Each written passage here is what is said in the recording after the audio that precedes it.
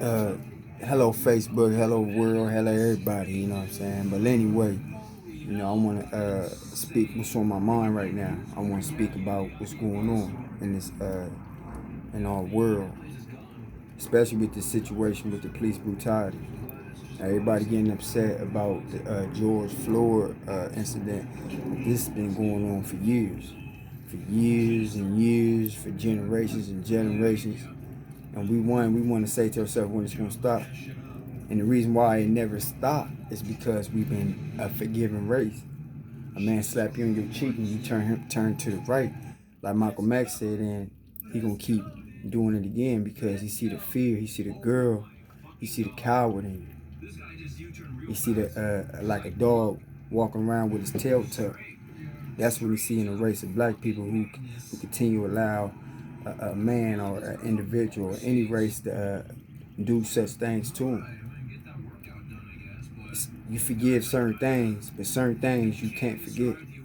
Certain things you can't forgive.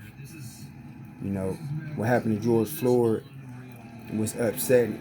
Seeing that on live TV, seeing that on social media over and over and over again. It does a lot to not only the family of George Floyd, it does a lot to the people who's watching. It changes the heart of what we see in our community with the police and the police force. We look at them like, as a child, I used to look at the cops like, oh, they there to protect, they there to serve, they there to watch over our community just in case harm come or situations come or attacks or so say. I never known that the cops in our community was there to kill and search out for black folks, to put them in a statistic bracket and hurt them.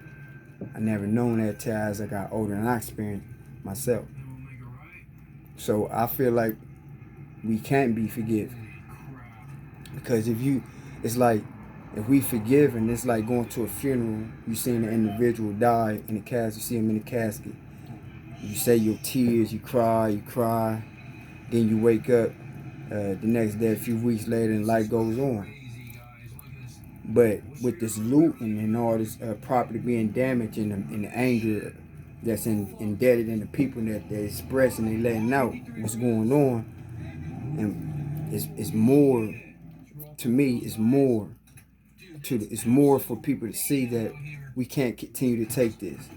So when you wake up and you see your businesses, you see your destruction, you see your communities all destroyed, you're not only seeing your economics, you're not only seeing your consumer dollars, but you're seeing the people who spend those consumer dollars, who help your property, who help your economics. You're seeing the anger embedded in that. Without the people, this world wouldn't be nothing.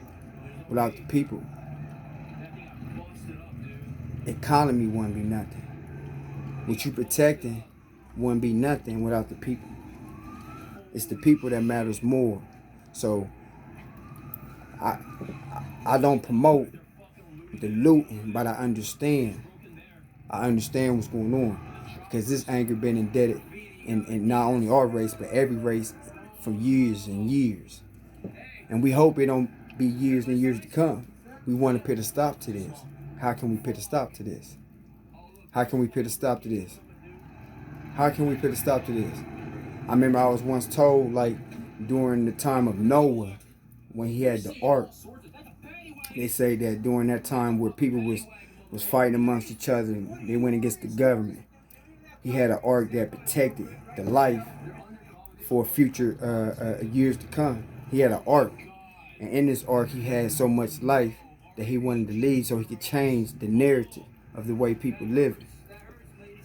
Uh, I look at it like maybe we going through this arc. In order for our world to come together, we got to look at that, to search for that rainbow. And what makes that rainbow unique is because it's not just red that's making it bright. It's not just yellow that's making it bright. It's not just blue that's making the rainbow bright. It's not purple that's making that rainbow bright. It's when the colors come together and they stretch and they put their hands together and they come together and they make that rainbow. That's when your eyes start to see. It's like a child saying, babe, look at that rain, look at that rainbow. It's because of the colors. When the colors unite and our world unite, we become bigger than what we are. We got to make changes. How can we make changes? We got to communicate with people, understand people, not judge people. Not just judge me as an individual wearing a hoodie. When I tell you I can't breathe, I can't breathe. That's when changes can come.